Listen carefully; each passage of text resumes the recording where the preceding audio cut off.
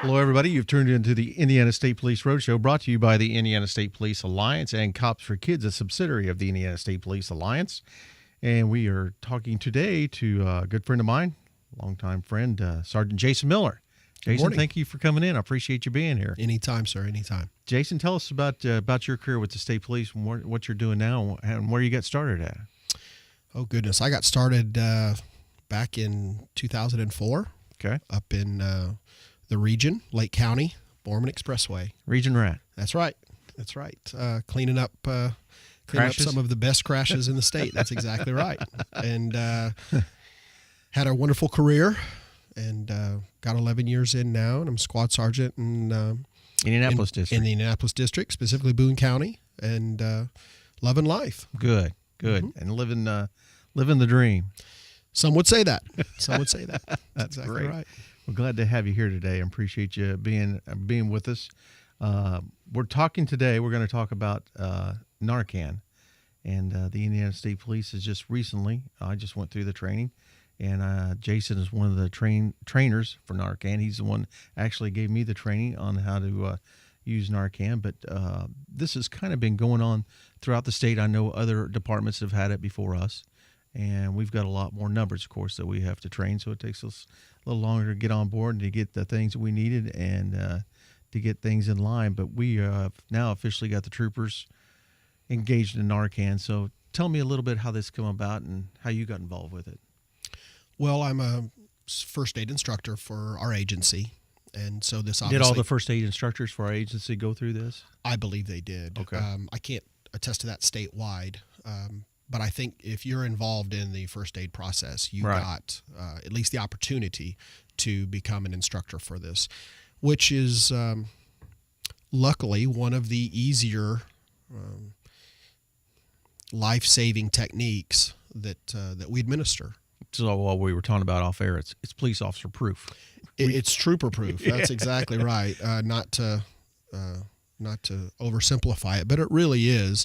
And with the large number of troopers we have statewide, the day and age we live in, there's a lot of liability with anything that, or at least a presumed liability. Now, the state has given total immunity for the through legislation to keep law enforcement, first responders, good Samaritans from having any issue with this. And as far as we've been trained, there really is no, if it's administered even remotely correctly, there is no risk of injury. You have to remember we're saving someone who is, or attempting to save someone who is clearly in far worse distress from a health standpoint, from the potential overdose, from whatever substances they may have ingested, than they are from the small amount of counteracting chemical that we're asking officers to use to the best of their ability. So Narcan. Yes. Narloxone. Yes. Mm-hmm. How does it exactly, what does it do when you administer something like that? Well, I don't want to get too technical. Right. But from an everyone's heard of opioids. Okay. So you're talking, just briefly, you're talking heroines, you're talking hydrocodones. It really derives from a pain suppression effect. And opioids affect the brain, and they can be through tablet, they can be snorted, they can be injected. There's many ways to get it in the body. The idea is that the opioid, once it's in the brain, affixes to receptors in the brain, and ostensibly it shuts the brain's ability to receive various responses. Okay. So it has a wonderful numbing effect for those that want to partake in that. Starts shutting things down. Well, it specifically breathing. Ah. And so the brain, basically in your euphoric state, you forget how to breathe. And so a lot of the symptoms of that overdose, of an opioid overdose, are similar symptoms to someone who is in respiratory arrest. So they might have blue lips. They might have, blue fingernails or fingertips. Their pupils will be dilated. They may be gasping or not breathing at all, or it may be several seconds between breaths. Things that would lead you to believe that they're having some sort of difficulty breathing, when really they're not. Their body, they're not receiving the receptors that tell them to breathe, and they self-suffocate. And this is obviously an immediate medical emergency that needs to be taken care of right away. Absolutely. And the effort here is to save people from themselves. Right. So I think it's important for those listening that if you're involved in a situation, whether it's your own making or not, the state protects you from notifying law enforcement of a situation where this activity may be going on, and we respond to a life-saving event because you were unimpaired enough to call 911 and we showed up. If you make that call, the state has legislation in effect that protects you from being criminally charged for being in that area and being involved in that activity at that time. Because at the end of the day, it's illegal, but we don't want to lose any more lives than we have to. Right. And Indiana is right now heroin overdose is at a very high level, right. And we have to find a way to get people to through education and through things like Narcan. We have to arm people with the ability to save a life, and that's what Narcan does. Anybody can use it. We've had training in its procedures, and you should receive training in it. But they have automatic dispensers that's a lot like an EpiPen. Okay. That anybody can read an instruction and put in someone's thigh and auto inject, right down to anybody. Narcan is not something that is specific to first responders or paramedics or law enforcement. You can buy this over the counter to have it with you in an event that something like an overdose emergency where it would affect could be used. Right. So it's important. It's important to be aware of. It's a growing problem, and the state police want to do their part. Well, good. That's great information. Again, you're listening to Sergeant Jason Miller with the Indiana State Police. Is the squad sergeant here at the Indianapolis District, a trainer on Narcan that we've just recently begun to participate in with the Indiana State Police and carrying it with the troopers. Our show is brought to you by the Indiana State Police Alliance, and Cops for Kids, a subsidiary of the Indiana State Police Alliance. How does this exactly work for us? What is a process that that we introduce it into the body whenever we get there? Good question. It's a very simple process. The Narcan and the dose of the Narcan comes pre-packaged. So in this case, the first responder or the officer or the Good Samaritan would simply open up the box, the ones we receive, and there's 3 pieces.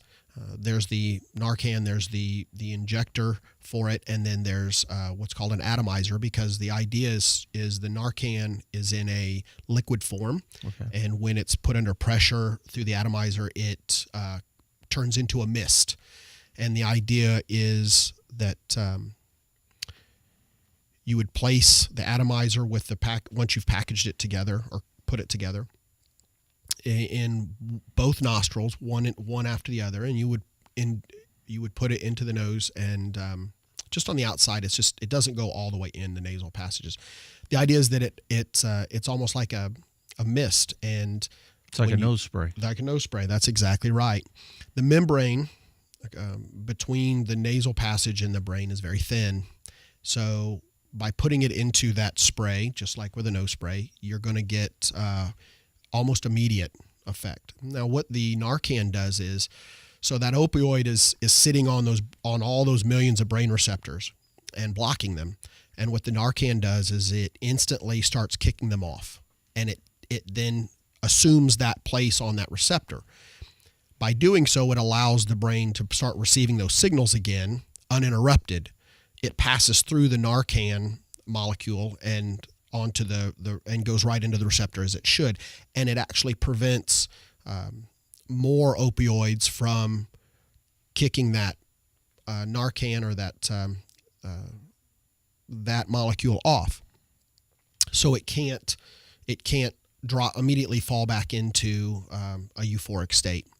It has a fairly short life expectancy on action time. The Narcan does, and it may well be far less than what the euphoric state that the heroin or opioid is created. So it's very important that if anybody administers this, law enforcement or otherwise, that they have advanced medical EMS called, right? Because they will be able to, if further doses are necessary, they would be able to put them. Plus, they're going to obviously transport them to an advanced medical center where, if there was something other than just the opioid mixed in with whatever was ingested, they would be able to give them drugs to counteract that situation and prevent them from slipping back into any sort of life-threatening situation. And I think we've seen that. We were talking off air here about the save of a trooper on a female in Kokomo, where they came across a female that was overdosing, and he administered his Narcan, mm-hmm. and a second dose had to be administered by responding medical units. And again, like you said, you don't know what has been cut with that or mixed with that by the dealer, so you might be messing with something that's far more powerful than what your first dose is going to be able to That's exactly handle. Right. That's exactly right. And it wouldn't surprise me, even in an urban area like Kokomo, that the first responders would put a second dose in, because Narcan doesn't stack. It's not gonna from a lack of a better, it's like saline. It's not going for us. It's not going to. You're not going to create another situation. That's exactly right. Yeah. And so when you put what the effects of the Narcan are against the possible outcome of not using it, it's honestly a no-brainer. It needs to be done, and that's that's the effort we're trying to make. What's the patient going to experience after that? Do they come awake? There's a very small percentage that wake up with any sort of Pulp Fiction combative type response. It's typically they are so they're so out of it that they will begin to wake up. Right. But it's no different for the most part than just anybody else coming out of a near unconscious condition. Okay. So we want to make sure that we talk to them. It's just like any other first aid traumatic event. We talk to them, good communication, let them know where they are, that you're here to help, just like we identify ourselves or should identify ourselves at any of those kind of situations. Right. The more we can calm them and keep them aware of what our purpose is at that time and what they're going through, the better they will be. Well, again, we're speaking with Sergeant Jason Miller with the Indiana State Police Indianapolis District. We're talking about Narcan. Jason is a Narcan trainer for the Indiana State Police. Do you find that this is throughout Indiana, or is that what we're learning? Absolutely. Yes, absolutely. It's not. Heroin has been on the rise for many years, as we know in our profession. Yeah. It's becoming. Once again, it's becoming kind of a cult hip thing to try to do, and it's a very slippery slope because we manufacture it for the purpose of pain management all the time. And so if you're someone that has an injury and you start taking hydrocodone, you might very well end up falling into that trap, and that's what we don't want. Yeah. Well, we're down to our last 20 seconds. Jason, thank you so much for coming in and talking to us about this. And it's a wonderful thing that you're doing to train the guys to do that. And hopefully we're going to be able to help people out there with this. That's my hope as well. Thank you. Again, you've been listening to the Indiana State Police Roadshow, brought to you by the Indiana State Police Alliance. Cops for Kids, a subsidiary of the Indiana State Police Alliance. We thank you for listening to us, and we'll catch you next week. Roadshow out.